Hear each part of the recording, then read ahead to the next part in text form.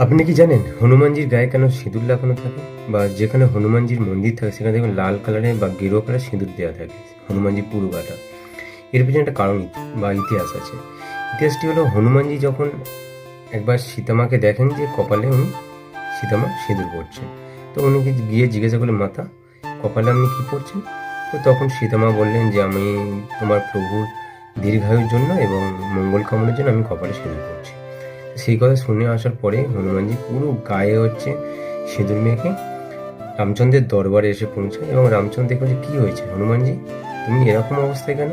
তখন হনুমানজি বলছে, প্রভু মাতা তো কপালে সিঁদুর পড়ছে যে আপনার দীর্ঘায়ু এবং মঙ্গল কামনার জন্য, তাই আপনার আরও যাতে বা অনেক বেশি যাতে দীর্ঘায়ু হয় সেই জন্য আমি পুরো গাতেই আমি সিঁদুর রেখেছি। এবং তারপরে থেকেই আমাদের যেখানে হনুমানজির মন্দির থাকে সেখানে সিঁদুর দেওয়া থাকে।